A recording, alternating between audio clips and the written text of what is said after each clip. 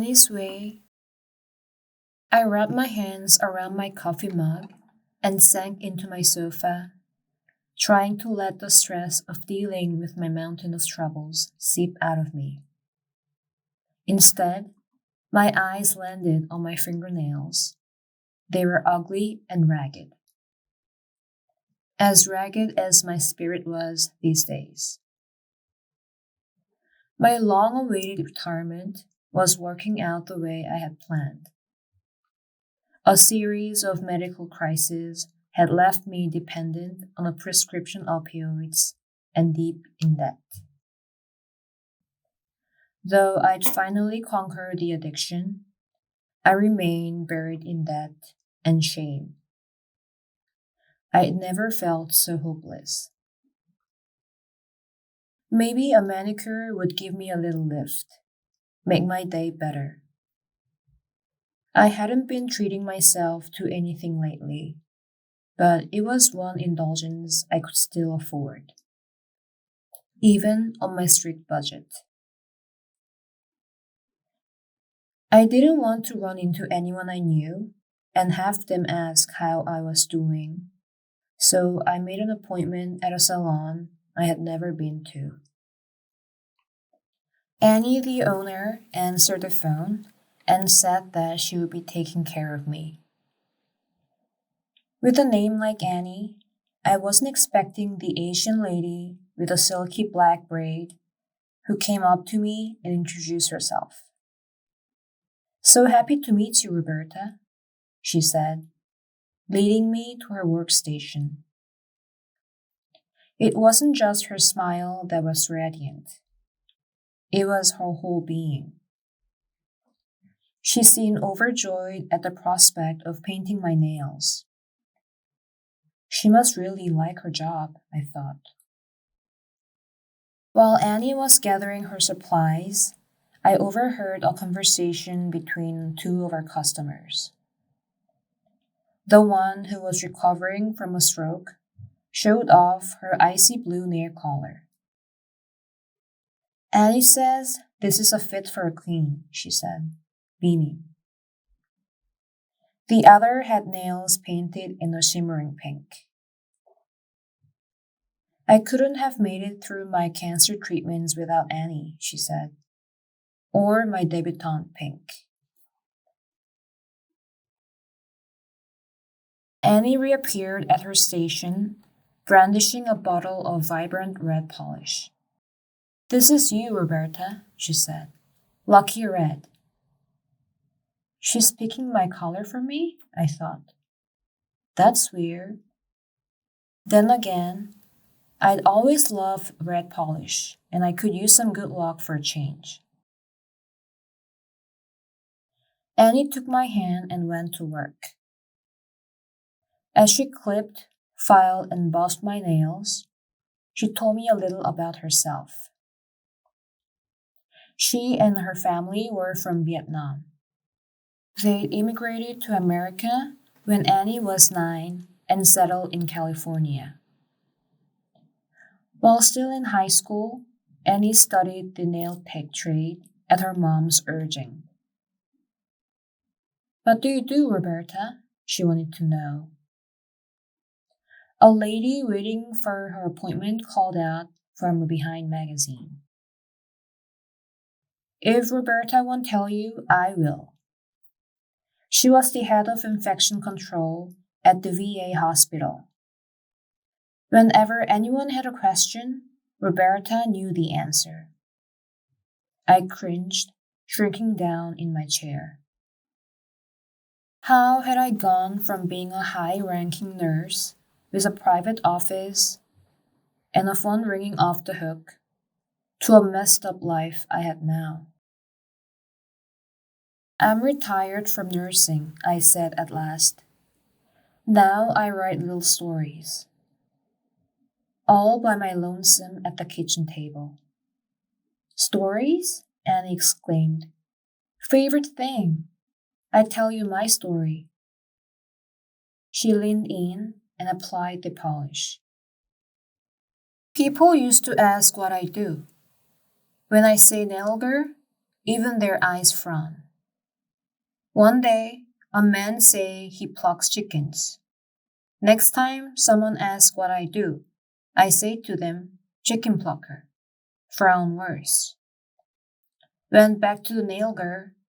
Best nail girl ever.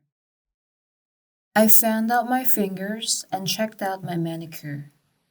My nails shone beautiful now. The red Annie had chosen was bright and bold. Exactly how I wanted to feel. I left the salon smiling for the first time in a month. 3 weeks later, I returned. I found myself studying the little sayings Annie had tacked on the walls. I zeroed in one of them. Don't look back. You're not going that way. How I wanted to escape the prison of my regrets and making those words mine. As Annie set everything down on the work table, I said, "It's hard not to look back." Annie nodded, encouraging me to continue. You see, I was hooked on prescription painkillers, I said, keeping my voice low. I don't need the pills now, but I can't get rid of the shame. Oh, Roberta, Annie said, don't hold that to your heart. Ball and chain no more. She cradled my hands in hers for a moment before lowering my fingers into a ball of acetone remover. I watched as the flecks of old polish floated away, imagining that they were my yesterdays. Annie told me more about her own battle with shame. She'd hated being a manicurist at first, feeling inferior to the affluent clients who seemed to have it all. I looked in the mirror. My forehead was wrong, my eyes wrong, my mouth wrong, Annie said. I added up all the places I need surgery so that I look like I belong in America. Still, she'd forged ahead, following a friend here to Huntington, West Virginia, where she had set up her own shop 2 decades ago. I had no money, but I work and work and work, she said. As Annie built her clientele, her attitude shifted and she had found her calling to become the best nail girl ever. At beginning, you're just all clients. Then you learn from me and I learn from you, she said. Now if someone give me $20,000, I don't have surgery. I buy a new kitchen. I'm a devout Christian, but when Annie talked about how embracing her Buddhist principles, particularly the idea that everything in life is impermanent, had helped shape her Sunday disposition, I listened intently. It made me think of what Jesus told his disciples the night before his crucifixion.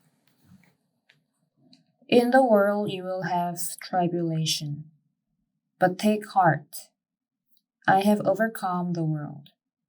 I grew so comfortable with Annie that one day I told her about my struggle to whittle down all my medical debt,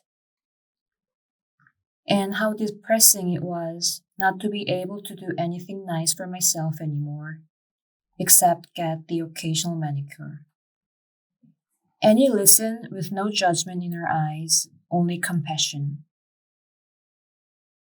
When she spoke, it was of pleasures that don't cost a dime. No need to go to the mall. People suffocate. I chuckled. Annie's command of English might not be perfect, but she made perfect sense. Go for a walk, Roberta. Every evening I walk in the park. Talk to everyone's dogs. Parks and dogs are free. Her words shifted something inside me. For weeks, I'd been coveting a leather case for my pens. I'd circled the one I wanted in a fancy catalog and kept staring at the picture, even though I knew I shouldn't spend the money.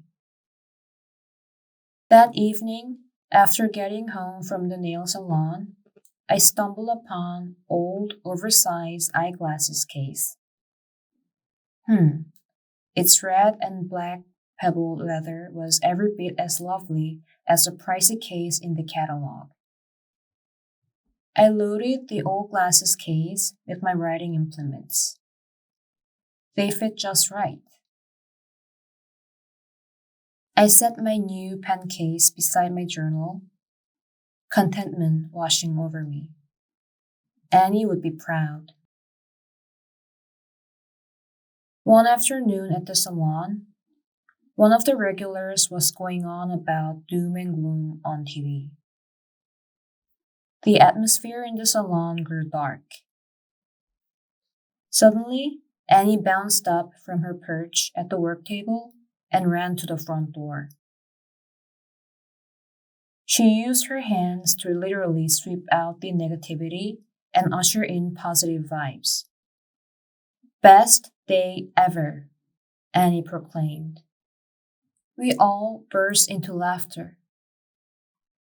At my next appointment, a new saying adorned the salon wall, complete with a huge smiling heart. If you can't be positive, at least be quiet. One time, I told Annie how I was having trouble with the stories I was working on. It's about a painful time in my past, I said. But most of the details are gone. There's a lot I just don't remember anymore. Annie gently massaged herbal scented lotion into my hands. Some things we're not meant to remember, Roberta, she said quietly, so we can move on. I thought of one of my favorite Bible verses from Psalm 118. This is the day the Lord has made. We will rejoice and be glad in it. I'd recited it countless times, but until meeting Annie, I'd never really lived those words, had never awakened each morning alive to the abundant blessings that God intended just for me. If anyone had told me that a Buddhist angel in a nail salon would change my life, I would have said no way, but that's exactly what happened. It's the funniest thing, I told Annie recently. Since knowing you, I realized I could be younger, prettier, smarter, thinner, a whole lot wealthier, but not richer. And there's not one person on this earth I would trade places with. Annie squeezed my hands. Me either, Roberta, she said. I love the Annie and Roberta we've become. They are enough. Some folks might attribute my new way of thinking to a polish called Lucky Red. I say it wasn't luck at all. It was Annie who'd pointed the way to my best life ever.